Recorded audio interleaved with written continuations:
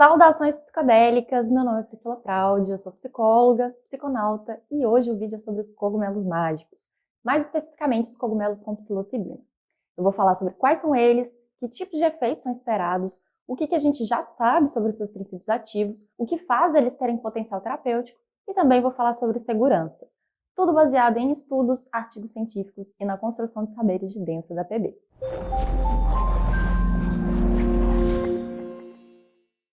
Existem mais de 200 espécies de cogumelos que contêm psilocibina e psilocina, distribuídas entre vários gêneros que eu vou deixar escritos aqui na tela. Mas de longe, a espécie mais conhecida e cultivada é o Psilocybe cubensis. Lembrando que aquele famoso Amanita muscaria, vermelho com pintinha branca, parecido com esse aqui, não contém psilocibina. Então o que eu vou falar aqui não serve para ele, beleza? Se vocês quiserem vídeos sobre a Amanita, deixem aqui nos comentários. Os cogumelos mágicos possuem vários alcaloides ativos, sendo a psilocibina e a psilocina os mais conhecidos e estudados. Quando a gente ingere os cogumelos, a psilocibina se transforma em psilocina, que é o que faz a gente sentir os efeitos. Apesar de ainda existirem poucos estudos sobre as outras substâncias presentes nas diferentes espécies de cogumelos mágicos, sabe-se que nos Psilocybe cubensis encontramos também outras triptaminas, que também eu vou deixar aqui escritas na tela. Os cogumelos com psilocibina têm sido usados há milênios por vários povos em todo o mundo, e a gente encontra registros disso especialmente nas regiões da América Central e do Sul. Estima-se que entre 1500 anos antes de Cristo, os nossos ancestrais construíram templos de deuses dos cogumelos, na Guatemala e no México. E em toda a América Central existem muitas esculturas de pedra de cogumelos datados por volta de 200 anos antes de Cristo. Eles são ingeridos in natura, frescos ou secos, ou em forma de chá, principalmente se ele tiver sido colhido diretamente das fezes bovinas, já que a água fervente ajuda na redução de danos por contaminação. Como todo psicodélico, os efeitos variam muito dependendo de set, estado mental, emocional, personalidade, do setting, que é o ambiente, o contexto de uso, da matrix, que é o contexto sociocultural, e da qualidade dos cogumelos e da concentração dos alcaloides em cada espécie. Em relação ao Psilocybe cubensis secos, geralmente uma dosagem baixa vai até 1 grama, moderada entre 2 e 3 e forte entre 4 e 5. Sendo que 1 grama de cogumelos secos equivale a aproximadamente 10 gramas frescos. Mas é importante destacar que isso é uma média e isso pode variar bastante de pessoa para pessoa e até de ocasião para ocasião com a mesma pessoa, devido a variações principalmente de set e set. Na média, os efeitos começam a ser sentidos entre 20 a 40 minutos após o consumo por via oral, com pico entre 1 e 2 horas. E a experiência total costuma durar entre 4 e 6 horas. Os cogumelos com psilocibina são fisiologicamente seguros. Nenhum caso de morte por overdose foi relatado após a ingestão de doses habituais. E o risco de produzir dependência ou abuso é baixíssimo, até porque a gente cria resistência muito rapidamente a essas substâncias, Ou seja, se alguém aguentar comer cogumelo todos os dias, ele vai fazer cada vez menos efeito. E eu digo aguentar porque eu acho o gosto ruim, acho que ele enjoa rápido, e porque quanto mais intensa a experiência, maior o desgaste, o cansaço depois. Eu, particularmente, fico bem cansada depois de experiências com dosagens altas. Deixe aqui nos comentários se esse também é seu caso. Pessoas com problemas cardiovasculares precisam ficar mais atentas, porque existe um aumento moderado e transitório da pressão arterial cerca de 1 hora depois do consumo.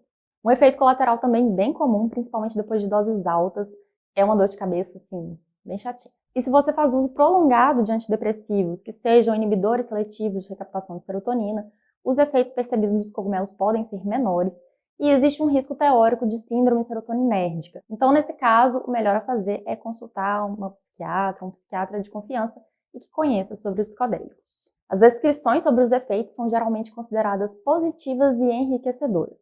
No entanto, como em muitos psicodélicos, existem muitos relatos de aumento de ansiedade por medo da perda de controle, e experiências difíceis também podem acontecer dependendo de fatores de set e setting. Importante alertar. Apesar do uso ser seguro fisiologicamente, há riscos psicológicos que podem ampliar a vulnerabilidade e até trazer consequências graves para a saúde mental, caso o uso seja feito de forma imprudente.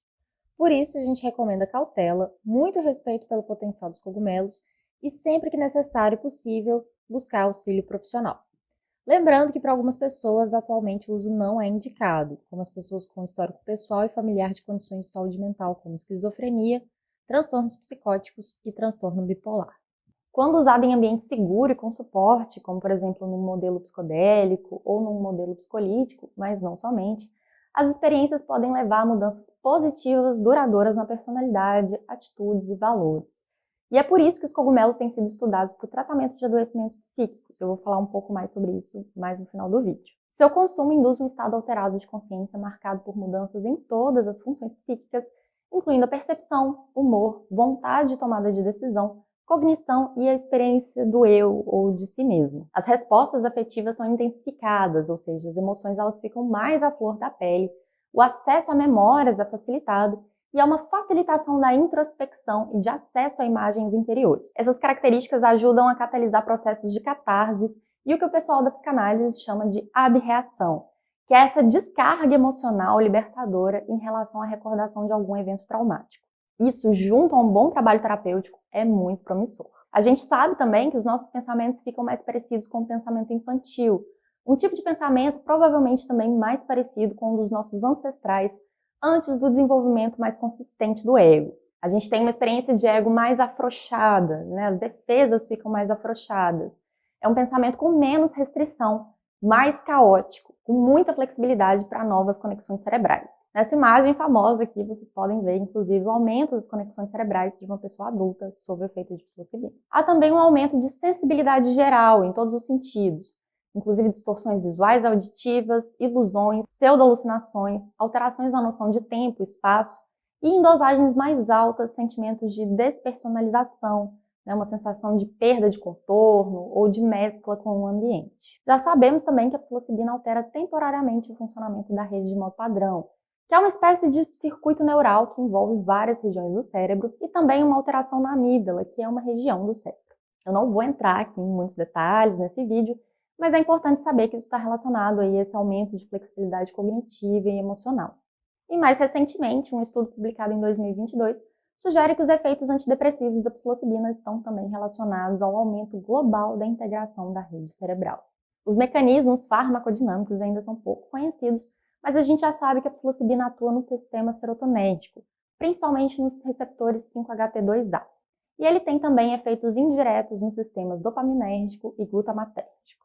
No momento da gravação desse vídeo, a gente já tem estudos com psilocibina que demonstram resultados positivos e consistentes quando essa substância é utilizada de forma auxiliar para o tratamento de depressão, ansiedade e dependência química. A gente tem também alguns estudos para avaliar os efeitos em pessoas consideradas saudáveis. Eu vou deixar algumas dessas referências aqui na descrição. Aproveito aqui para chamar a atenção para o fato de que a maioria dessas pesquisas ainda tem um foco muito farmacológico, quantitativo e em variações de apenas um modelo, a psicoterapia assistida com psicodélicos, a PAP, que é aquela individual assistida por terapeutas em consultório. A gente ainda precisa muito de pesquisas com foco nos aspectos da clínica mesmo, das técnicas psicoterapêuticas. Precisamos muito continuar pesquisando na abordagem psicolítica e não apenas na psicodélica, entendendo melhor aí a exploração de doses baixas e não apenas microdoses. E também precisamos investigar outros tipos de setting, como por exemplo vivências em grupo. E por a gente estar aqui no Brasil, na América Latina, com todas as particularidades da nossa realidade sociocultural, a gente não pode simplesmente importar um modelo metodológico da Europa ou dos Estados Unidos. A gente precisa começar a pesquisar com metodologias e práticas adequadas à nossa realidade e que atendam às nossas necessidades mais urgentes. Vocês podem ter certeza que a PB está firme nesse propósito. Me contem aqui nos comentários se esse vídeo foi útil para vocês e qual outras substâncias vocês gostariam de conhecer melhor. Compartilhem essas informações para outras pessoas que possam precisar ou se interessar pelo assunto e sigam a PB aqui no YouTube e no Instagram para ficar por dentro de todas as novidades. Um grande abraço, até a próxima!